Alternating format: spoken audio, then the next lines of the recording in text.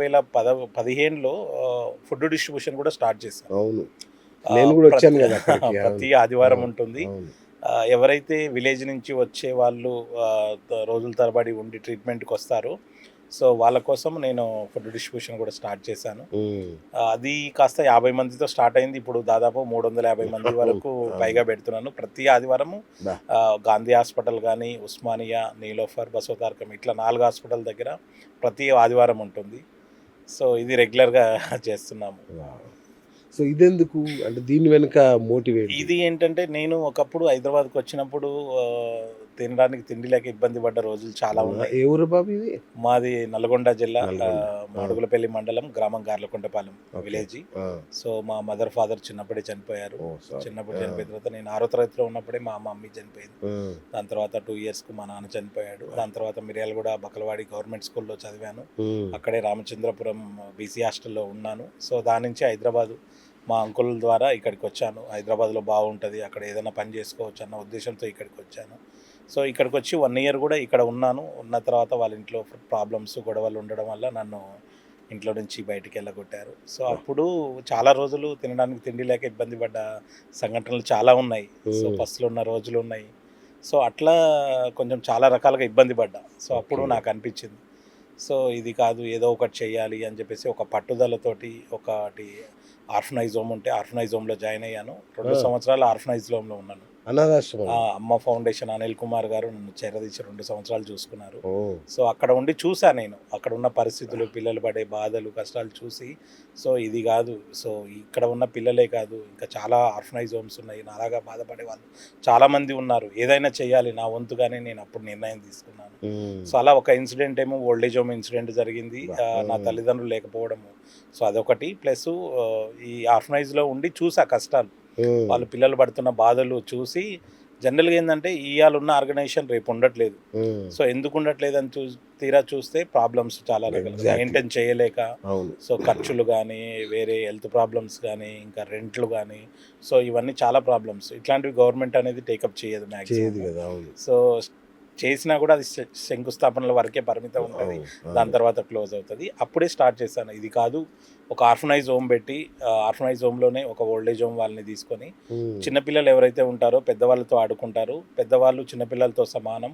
So వీళ్ళతో ఉంటారు. ఒకటే దగ్గర ఆహ్, మ అల్ అచ్చచ్చా! ఆ! మనవడు, మనవరాల్లాగా ఉంటారని అప్పుడు నిర్ణయం తీసుకున్నాను. హ్మ్. అప్పుడు నిర్ణయం తీసుకొని నేను దాదాపు ఒక 1 ఇయర్ పాటు డొనేషన్స్ కలెక్ట్ చేశా. సో రోడ్ల మీద ఎవరైతే ఉంటారో అప్పుడు నియర్ బై బ్యాంక్స్ ఉంటాయి. ఐసీఐసీ బ్యాంక్స్ ఏటీఎమ్స్ దగ్గర. సో వాళ్ళ దగ్గరికెళ్ళి ఇట్లా ఆర్ఫనైజ్ హోమ్ ఉందండి మాది. సో ఇక పలానా ప్లేస్‌లో ఉందని చెప్పేసి అట్లా డొనేషన్స్ కలెక్ట్ చేసి తెచ్చాను. అనిల్ సార్ ఇప్పటికీ ఉంది. హ్మ్. ఇప్పటికి దాదాపు అనిల్ సార్ 20 ఇయర్స్ నుంచి సర్వీస్‌లోనే ఉన్నారు. ఇప్పటికీ దిల్సుఖ్‌నగర్ రెడ్డి బేస్ దగ్గర ఉంది. ఆర్ఫనైజ్ హోమ్ ఉంది. హ్మ్. సో అక్కడ ఇప్పుడు మంచి ప్రయోజకులైన వాళ్ళు కొంతమంది ఉన్నారు. మంచిగా చూసుకునేటోళ్ళు. Very good. ఆ! సో అప్పుడు నిర్ణయం తీసుకున్నాను. ఆర్ఫనైజ్ హోమ్ ఒకటి, ఓల్డ్ ఏజ్ హోమ్ పెట్టాలని ఒకటే దగ్గర పెట్టాలని నిర్ణయించుకున్నాను. సో చిన్న పిల్లలు పెట్టాలంటే కొంచెం కష్టతరంగా ఉందని చెప్పేసి ఓల్డ్ ఏజ్ హోమ్ అప్పుడే స్టార్ట్ చేసి అప్పుడే నిర్ణయం తీసుకొని స్టార్ట్ చేశాను. అబ్బబ్బా! కాదబ్బా! మామూలుగా నీ ఇట్లా కష్టాలు పడి అమ్మ నాన్నని కోల్పోయి సిటీకొచ్చి నానా కష్టాలు పడ్డ వ్యక్తులకు ఒక గోల్ ఉంటది. ఏంటంటే వేల కోట్లు సంపాదించాలి. వీళ్ళ సమాజం మీద కసి తీర్చుకోవాలనుకుంటారు. నువ్వేంటి రివర్స్‌లో వచ్చావు? జనరల్‌గా ఏందంటే కొంతమంది సర్వీస్‌లో ఉన్న వాళ్ళు ఏందంటే ఎంత సర్వీస్ చేయాలా అని చూస్తారు. ఒక అంతే. బిజినెస్ మ్యాన్ ఏందంటే బిజినెస్‌లో ఎన్ని డబ్బులు సంపాదియాలా, ఇయాల ఎంత సంపాదించాము, రేపు ఎంత సంపాదియాలని ఆ అవును. టార్గెట్‌లో ఉంటాడు. సో అదే సర్వీస్‌లో ఉన్న వ్యక్తి ఏందంటే ఈరోజు ఏం సర్వీస్ చేశాము, రేపు ఇంకెంతమందికి చేయాలనే ఆలోచనలో ఉంటారు. బా! సర్వీస్ చేసేవాళ్ళు అట్లా ఉంటారు. సో అందుకే నేను ఫస్టు ఓల్డ్ ఏజ్ హోము, దాని తర్వాత ఫుడ్ డిస్ట్రిబ్యూషను, దాని తర్వాత ఫ్రీగా మెడికల్ ఎక్విప్‌మెంట్స్ కూడా నేనిస్తాను. ఫ్రీగా మెడికల్ బెడ్లు గానీ, వీల్ చైర్స్ గానీ, ఆ! వాకర్సు, కాన్సంట్రేటర్ ఇట్లా ఫ్రీగా ఇస్తా. అంటే ఎవ్రీ అబ్బా! 4 గ్రేట్ ఇయర్స్‌కు అబ్బా నువ్వు. ఆ! ఒక యాక్టివిటీ స్టార్ట్ చేసుకుంటూ నేనొస్తున్నాను. ఆ! సో, జనరల్‌గా ఏందంటే 2011 నుంచి ఇది స్టార్ట్ చేసుకుంటూ ముందుకెళ్ళినప్పుడు 2015లో ఇది స్టార్ట్ చేశాను ఫుడ్ డిస్ట్రిబ్యూషన్. దాని తర్వాత 2018లో నుంచి ఎక్విప్‌మెంట్స్ అప్పుడు బేసిక్‌గా స్టార్ట్ చేసి హ్మ్. 2014లో మాత్రం 2024లో ఎక్విప్‌మెంట్స్ స్టార్ట్ చేశాను. 1 ఇయర్‌లో హ్మ్.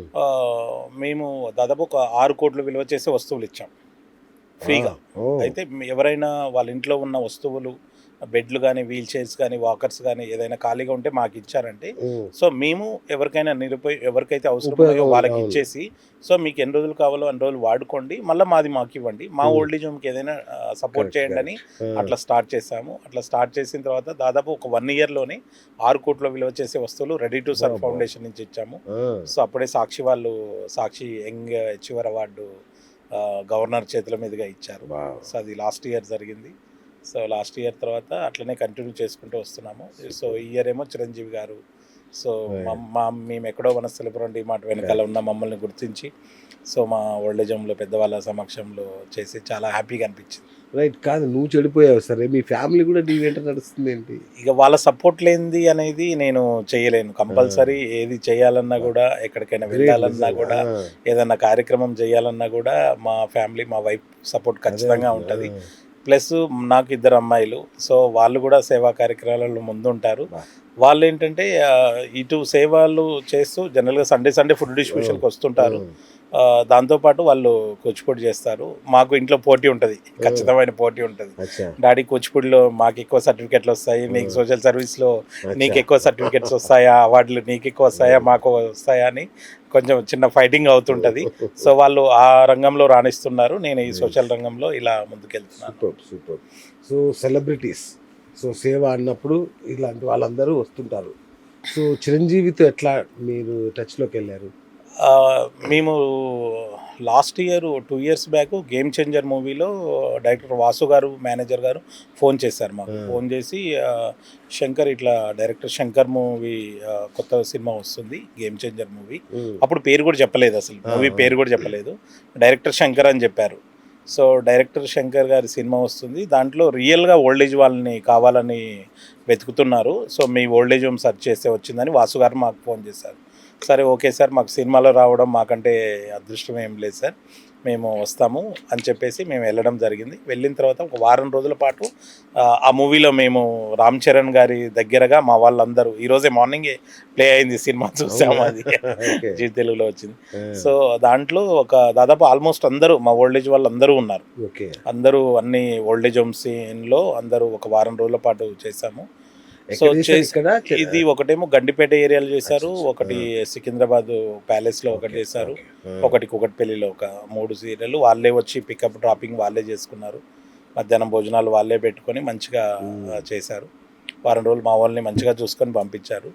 సో అప్పుడు వాసు గారు మన పెద్దవాళ్ళని నడిచే విధానం చూసి, అరే పిల్లని ఆర్ఫనైజ్ హోమ్ ఓల్డేజ్ హోమ్ నుంచి వచ్చారు వీళ్ళకి ఏదో ఒకటి చేయాలి, మనం వీళ్ళకి డబ్బులు ఇవ్వలేము, డబ్బులు జనరల్గా ఆర్టిస్టుల లాగా అయితే రాలేదు, వీళ్ళు నార్మల్గా వచ్చారు అన్న ఉద్దేశంతో ఒక యూనియన్, ఏదైతే యూనియన్ ఉందో ఆ యూనియన్ నుంచి తలా కొంత డబ్బు పోగేసుకొని 1 లక్ష రూపాయల వరకు మనకు చెక్ ఇచ్చారు. టీ నుంచి మేకప్ మ్యాన్ వరకు ఆర్టిస్టుల వరకు కూడా మనకు తలా ఒక చెయ్యేసి 1 లక్ష రూపాయల చెక్ ఇచ్చారు. షూటింగ్ అయిపోయే రోజుకి మాకు చెక్ ఇచ్చారు. అందరితో ఒక ఫోటో దిగి వాళ్ళంతా కలెక్ట్ చేసి పలాని వాళ్ళు, దాంట్లో నేను లిస్ట్లో చూస్తే దాదాపు 250 మంది ఉన్నారు. సినిమా వాళ్ళు ఏమి ఇవ్వలేదు, సినిమా వాళ్ళు మనకు రూపాయి కూడా ఏమి ఇవ్వలేదు. ఎవరైతే తీసుకెళ్లారో అతను మనకు ఏమి ఇవ్వలేదు, ఇస్తానన్నాడు కానీ ఇవ్వలేదు. కానీ వాసు గారు మాత్రం గుర్తించి 1 లక్ష రూపాయలు మాత్రం చెక్ ఇచ్చారు మనకి.